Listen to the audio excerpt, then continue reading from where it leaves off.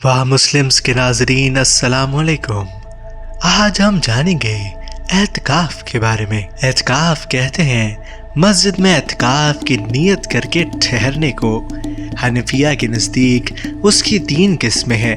एक वाजिब जो मन्नत और नज़र की वजह से हो, जैसे ये कहे कि अगर मेरा फला काम हो गया तो इतने दिनों तक एतकाफ करूँगा, या बगैर किसी काम पर मौकूफ़ करने के यूं ही कह ले कि मैंने इतने दिनों का एतकाफ अपने पर लाजिम किया। ये वाजिब होता है और जितने दिनों की नीयत की है उसको पूरा करना ज़रूरी है। दूसरी किस्म सुन्नत है जो रमज़ानुल मुबारक के आखिर अशरे का है। नबी करीम सल्लल्लाहु अलैहि वसल्लम की आदत शरीफा इन अय्याम के एतकाफ फरमाने की थी। तीसरा एतकाफ नफल है जिसके लिए ना कोई वक्त ना अय्याम की मिकदार, जितने दिन का जी चाहे कर ले। हत्ता कि अगर कोई शख्स तमाम उम्र के एतकाफ की नीयत कर ले तब भी जायज़ है। अलबत्ता कमी में इख्तिलाफ है कि इमाम साहिब रहमतुल्लाह अलैह के नज़दीक एक दिन से कम का जायज़ नहीं, लेकिन इमाम मोहम्मद रहमतुल्लाह अलैह के नज़दीक थोड़ी देर का भी जायज़ है और इसी पर फतवा है। इसलिए हर शख्स के लिए मुनासिब है कि जब मस्जिद में दाखिल हो एतकाफ की नीयत कर लिया करे, ताकि उतने नमाज वगैरह में मशगूल रहे, एतकाफ का सवाब भी रहे। मैंने अपने वालिद साहब नूर अल्लाह रहमतुल्लाह अलैह को इसका हमेशा एहतमाम करते देखा कि जब मस्जिद में तशरीफ़ ले जाते तो दायां पाँव अंदर दाखिल करते ही एतकाफ की नीयत फरमाते थे और बज़ा औक़ात ख़द्दाम की तालीम की गर्ज से आवाज़ से भी नीयत फरमाते थे। एतकाफ़ का बहुत ज़्यादा सवाब है और इसकी फ़जीलत उससे ज़्यादा क्या होगी कि नबी करीम सल्लल्लाहु अलैहि वसल्लम इसका एहतमाम फरमाते थे।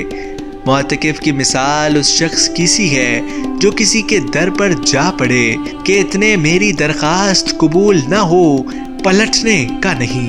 तू वो दाता है कि देने के लिए दरतरी रहमत के हैं हर दम खुले। खुदा की दीन का मूसा से पूछिए अहवाल कि आग लेने को जाए पैगंबरी मिल जाए। इसलिए जब कोई शख्स अल्लाह के दरवाजे पर दुनिया से मुनक़ता होकर जा पड़े तो उसके नवाजे जाने में क्या तातुल हो सकता है। और अल्लाह जल्ल शानहू जिसको इकराम फरमा दे उसके भरपूर ख़ज़ानों का बयान कौन कर सकता है।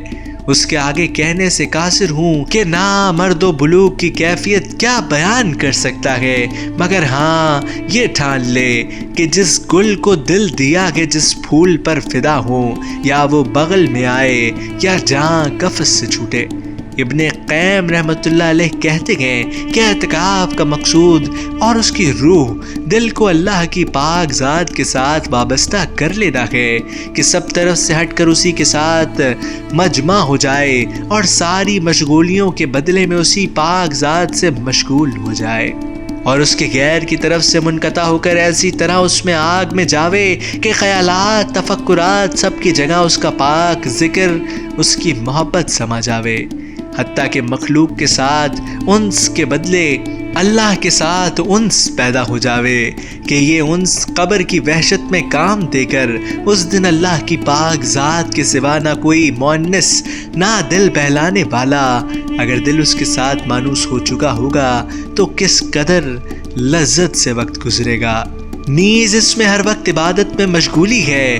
क्या आदमी सोते जागते हर वक्त इबादत में शुमार होता है और अल्लाह के साथ तकर्रुब है। हदीस में आया कि जो शख्स मेरी तरफ एक हाथ करीब होता है मैं उससे 2 हाथ करीब होता हूँ, और जो मेरी तरफ आहिस्ता भी चलता है मैं उसकी तरफ दौड़ कर आता हूँ।